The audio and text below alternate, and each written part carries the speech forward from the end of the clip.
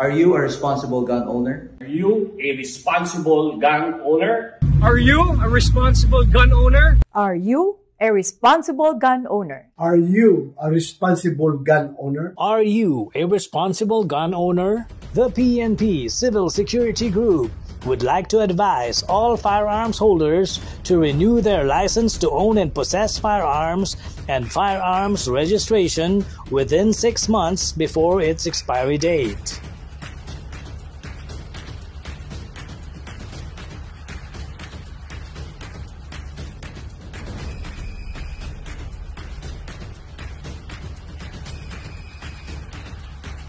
Tumawag na at makipag-ugnayan.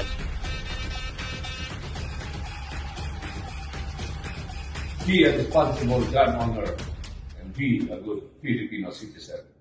Huwag maging biktima ng expired mong lisensya.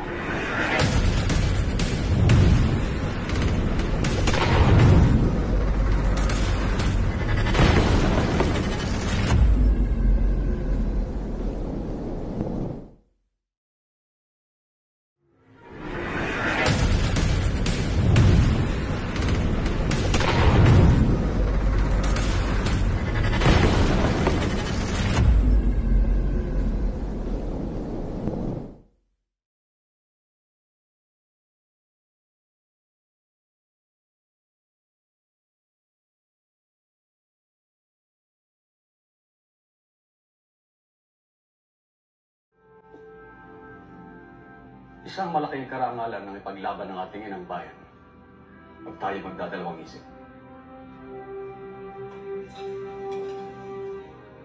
Adelante, compatriotas. Ang magtagumpay o mamatay.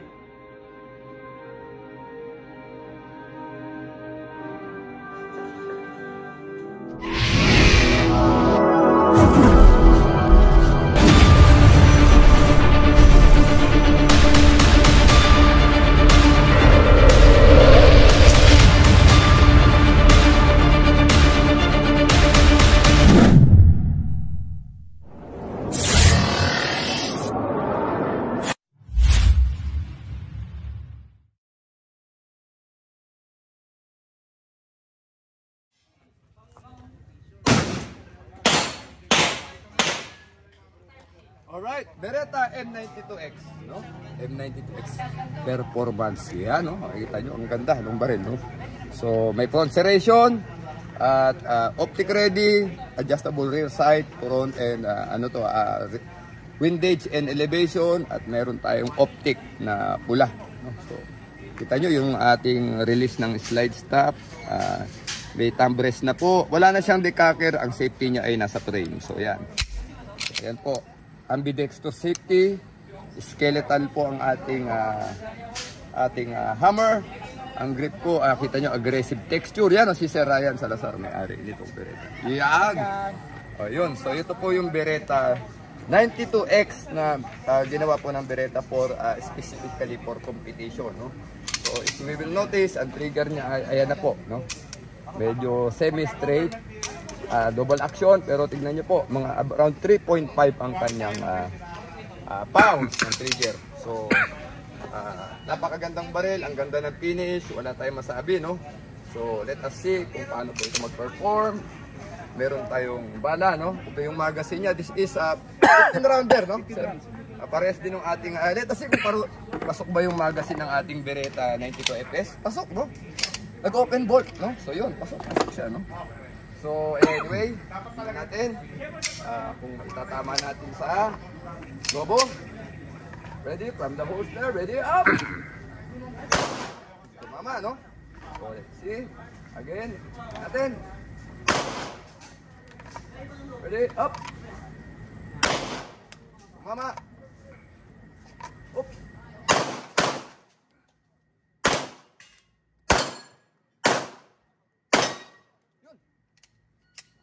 Ano? Siguro kung mas makakabisado pa natin, mas ipapatama natin na maganda tong Beretta M92X. M92X lang pala, walang M, no? So, performance.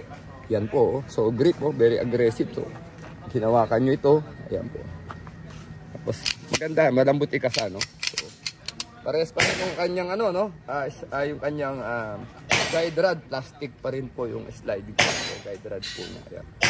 At accuracy, nakita nyo naman, medyo malayo, around 15 meters tumatama po tayo. Medyo tumalpak lang tayo dito sa lobo, no? Pero tumama naman, no? Pati yung plate nyo, around layo-layo na yun, nasa dulo na po yung plate, tinamaan din natin.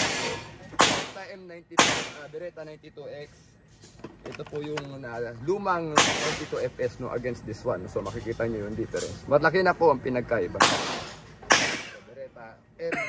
Beretta 92 performance, ready for competition po ito. Ayan. Maraming salamat po, One Gun Pilipinas. Okay po tayo na. Ayan po siya, no? Okay, lagyan natin ang bala. Tignan natin kung kaya natin ipatama. So, puputukan natin. Kita sir, is around 15 meters, no? Tignan natin kung tatamaan natin yung pulang balon. Tinamaan, no? So, yun, ganun kaganda, no? So, tignan natin, isang kamay kung tatamaan yung balon. Oh! Sambala lang siya. Isang bala lang pala yung lagay natin, no? So, tignan natin, isang kamay kung tatamaan natin yung pink sa balon. Hindi tinamaan, no? Saka, kunin natin siguro yung kaliwa. Beretta M92. Gusto niya pala isang kamay kaliwa pa. So, yun. Ito po yung Beretta 92X Performance. So, magkano to? 130, sir. Oh, 130, no? Pasok sa presyo po, no? I think, decent price. Maayos naman yung performance. Tignan natin. Medyo malayo yung plate, no? Hindi tinamaan, no? Oops! Tignan natin yung ano. Oops!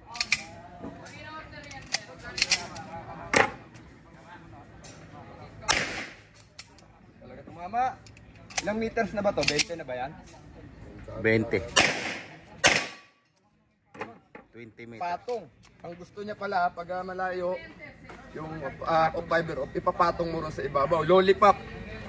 So ginawa ko kanina, kaya hindi tumatama, sumisenter ako, sinesenter ko yung plate. Ayun pala, kailangan ipatong sa front side. So yan, hindi natin barrel to ha. Nakita nyo, medyo malayo yung plate nyo. Tinamaan natin mga kapatid. No? So Beretta M92X Performance. So yan, sa mga may budget, 130,000. Pasok na pasok po yan. One Gun Pilipinas. Maraming salamat po kay Sir sa Ryan. Thank you. Thank you.